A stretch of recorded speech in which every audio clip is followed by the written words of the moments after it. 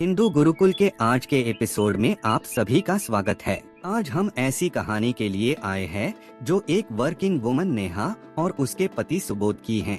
दोनों दिन रात अपने जीवन यापन के लिए संघर्ष करते हैं।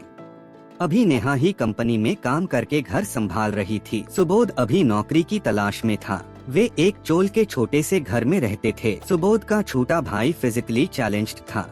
ऐसी परिस्थितियों के बाद भी उसकी मां भगवान को बहुत मानती थी और भगवान और जन कल्याण की सेवा करने में विश्वास रखती थी, जबकि नेहा इसे फालतू में समय और पैसों का खर्च मानती थी।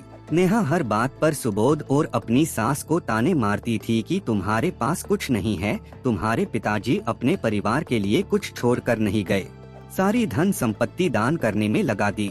संन्यास कर्मयोगश्चनी श्रेयस्क्रावुभव तयोस्तु कर्म संन्यासात् कर्मयोगो विशिष्यते, अर्थात मुक्ति के लिए तो कर्म का परित्याग तथा भक्ति में कर्मयोग दोनों ही उत्तम हैं, किंतु इन दोनों में से कर्म के परित्याग से भक्ति युक्त कर्म श्रेष्ठ है। सुबोध के पिता सालों साल दूसरों की सेवा की थी, परंतु उनके पिता की मृत्यु के बाद सुबोध ने नियम का पालन नहीं किया। शायद जीवन की कठिन परिस्थितियों में सेवा करने का अवसर नहीं मिला या शायद उसका परोपकार से उसका विश्वास उठ गया। परंतु हर दिन की तरह जब सुबोध और नेहा घर से काम के लिए निकले, नेहा को काम पर छोड़कर सुबोध जब अपने ऑफिस जा रहा था कि बाइक रास्ते में बंद हो गई। वो बाइक उसे उसके पिता की थी, जो अब काफी पुरानी हो चुकी थी। उस स्थान पर वहां उसने अपने पिता की तरह ही वे व्यक्ति जिनका नाम विनायक था उनको देखा, जो सबको गरीबों को खाना खिला रहे थे। सुबोध भी उनके पास जाकर खड़ा हो गया। विनायक जी, जो स्वयं गणेश भगवान थे, जो सुबोध का मार्गदर्शन करने आए थे, वे खाने का दूसरा डब्बा लाने के लिए जाना था। सुबोध को देखकर उन्होंने उसे सेवा करने को कहा।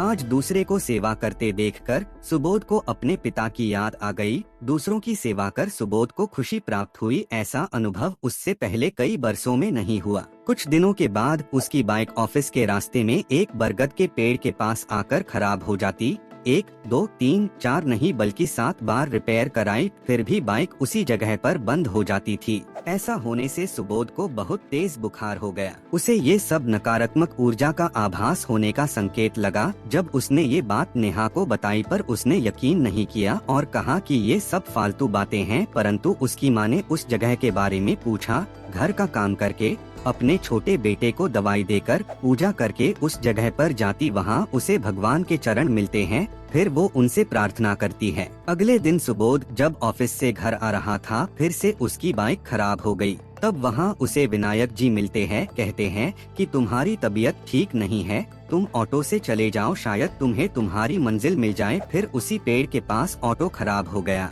सुबोध ऑटो से बाहर निकलते ही बेहोश हो गया। तब उसे एक व्यक्ति जिनका नाम गंगाधर कहते हैं कि तुम पेड़ के पास गिरे हुए थे, मैं तुम्हें यहाँ उठा कर लाया हूँ, तुम्हारा नाम पता क्या है? तब सुबोध अपना पता और पिता का नाम विनायक जोशी बताता है। तब गंगाधर कहता है कि तुम उन्हीं विनायक जी के बेटे हो जो टेंडर लिया करते थे, जो अस्पताल के सामने खाना बांटा करते थे। तब कहते हैं कि तुम्हारा फ्लैट इतने सालों से बंद पड़ा हुआ है, उसकी सफाई करो, कितने चूहे हो गए हैं। उसमें यह सुनकर वह अपनी माँ और नेहा को बताता है। सब बहुत खुश होते हैं कि तभी अचानक सुबोध को अलमारी से एक फाइल मिलती है जिसमें कि उसके पिताजी की 50 लाख की लाइफ इंश्योरेंस मिलती है। नेहा ने सुबोध और अपनी सास से माफी मांगी। अब उनके दिन परिवर्तित हो गए। उन्होंने भगवान का धन्यवाद किया। उन पैसों से वे गरीब लोगों को खाना खिलाते, सुबोध के छोटे भाई का ऑपरेशन कराया और अब वे खुशी से रहने लगे। कस्यात्यंतं सुखमुपंतं दुःखमेकांततो वा